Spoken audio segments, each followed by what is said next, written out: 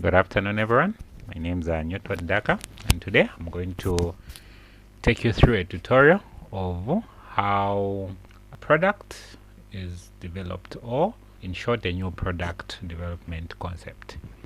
So, a new product, before it's launched to the market, has to go through a number of stages or a series of structured stages to transform an idea into a market ready product.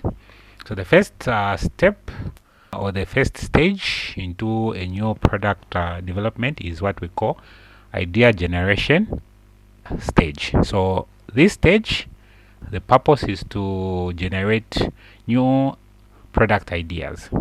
This also comes from different sources, namely customers, employees, competitors, research and development, brainstorming sessions, and the market research. The goal is mostly to produce a large pool of ideas without evaluating them at this point. The second stage is what we call idea screening. So at this stage, what happens is that we want to filter out poor or unfeasible ideas. These are ideas which might be too shallow or too exaggerated, so that we can remain with realistic ideas. Then the focus normally at this stage is to make sure that there is market potential, there is the technical feasibility, there is return on investment, and they also fall in line with the company objectives. The outcomes of this stage, which is idea screening, is a short list of viable ideas. The third stage is what we call a concept development and testing stage.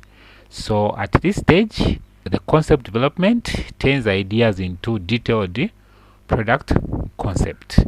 So we get the ideas that are that were screened in the previous stage, and we make sure that those have detailed product concepts.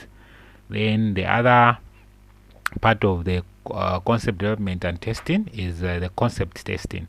So after developing the concept, you have to present the concept to potential customers for feedback.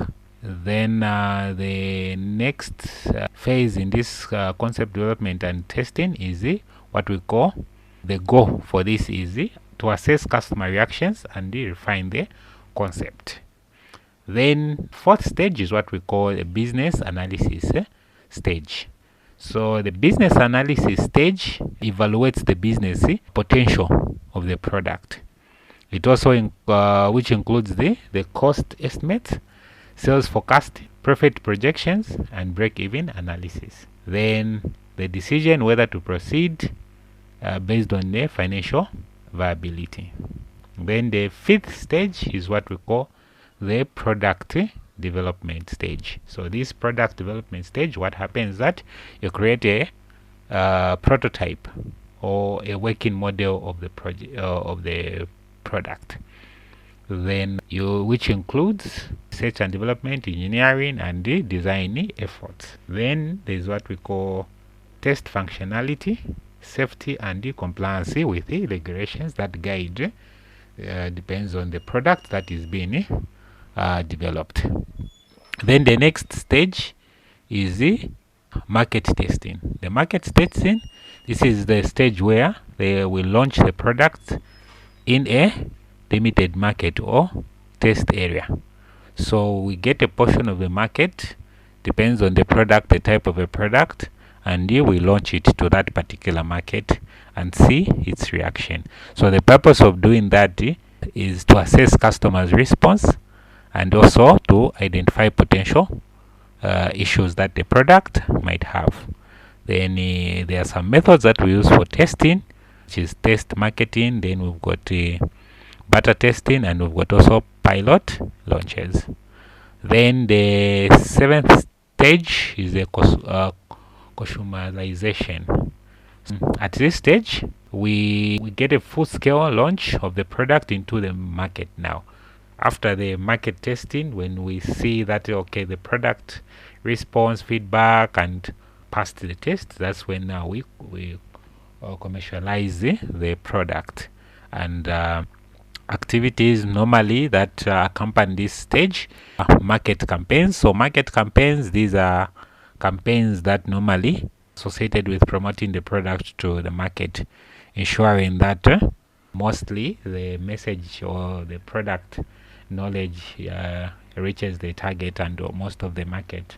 Then there's also what we call distribution networks or channels, where we make sure that in most of the supermarket stores, chain stores, the small shops and all that, they have the product. Then there's also what we call production rampage app, and also sales training, to make sure that people that are going out in the field know exactly about the product, and they can even demonstrate if need be to the customers. Then this requires significant investment and coordination. So a company needs to make sure that it has enough resources to make sure that at this stage things go well. Then the last stage is what we call a post-launch evaluation. So after the product has been launched, monitor things like the product performance in the market. How is the product performing? Then we also have another thing that we use to evaluate, which we gather customer feedback and sales data and profit margins. Then the other thing that we use to evaluate, we've got what we call make necessary adjustments in terms of if there's a feedback or there's a sales trend that we've seen, or even maybe the profit margins and all that. We make necessary adjustment where we do product development or product improvement or market changes. So we see that if the product is lacking in one or two areas that customers want, we will definitely make improvements on that product and it will enhance the sales. Then the other part, we do the market changes. So sometimes we find that the product is not doing well in this market. We try to pull it out and test it in another market, or we concentrate in the market where the product is doing fine. So this is the end of my presentation. Thank you so much.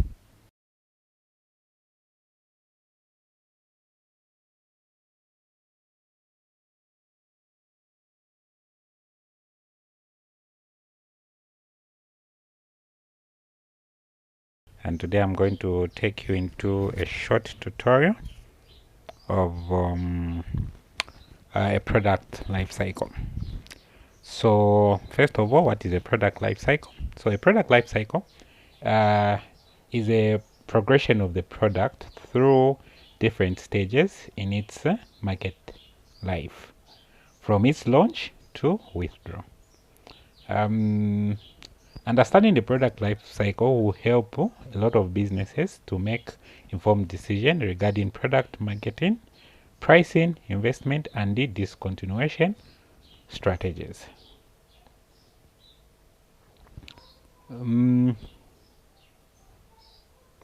So there are about 4 stages of a product life cycle, which entails from the time that the product is launched until the time that the product is phased away from the market. It has to go through, or it will go through 4 stages. So the 4 stages namely are: in the introduction stage, we've got the growth stage, we've got the maturity stage, and finally the decline stage. So at this stage, there are unique strategies that are required and decisions that a business has to make sure that it's profitable and sustainable for that particular organization. We'll look at the stages stage by stage. We'll start with the introductory or introduction stage. So the product is launched and it starts its journey.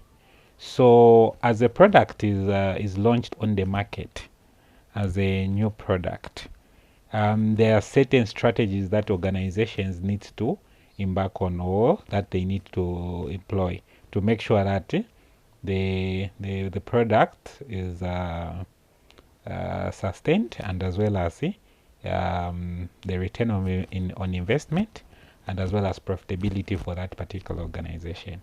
So I'll run you through these strategies. So one of the strategies that an organization needs to ensure or to make is to heavily invest in advertising and promotion. So this is key, reason being that this product is just new on the market. And as it's new on the market, it entails that the organization has to make sure that it promotes that product, and that product becomes well known in the market by consumers. A product that is not properly advertised will definitely not go anywhere, because people will know less of it, and hence no sales will be realized. Then depend on the product that an organization has launched. There is what we call selective distribution. So selective distribution, this will occur in cases of products, premium products that will be launched. For example, Apple uses selective distribution, in that when you look at the Apple products, such as the iPhones, these are premium products.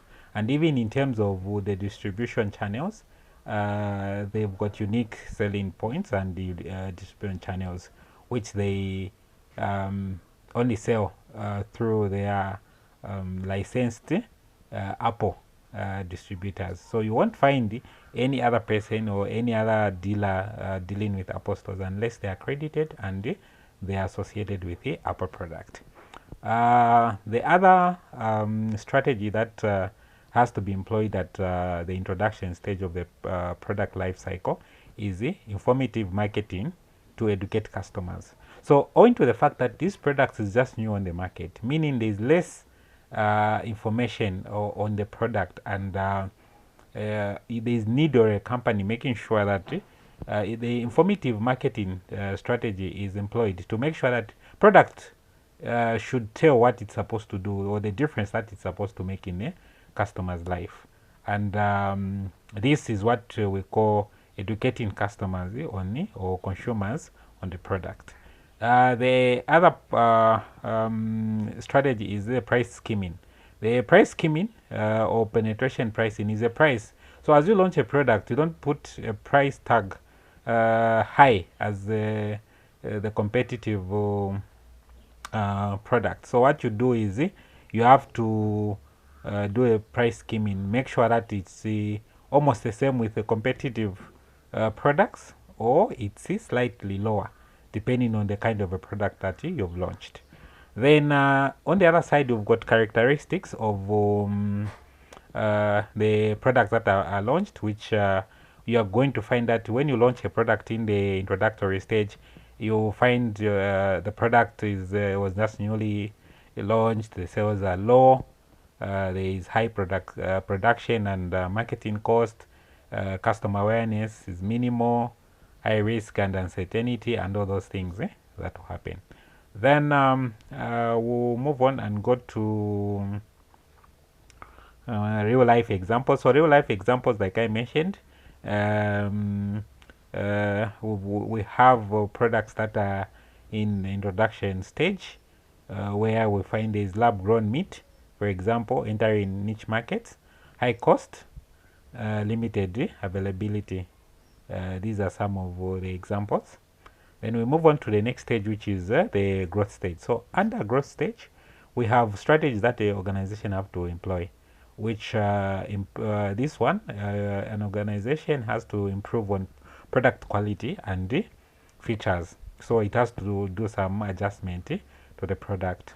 Then we've got also market to expand the market reach and distribution to ensure that the product is growing and or is reaching far places in the market. Then we've got also what we call competitive pricing, and also invest in brand loyalty. So these are things that an organization has to make sure that they employ, or the strategies, as the product is in its growth stage.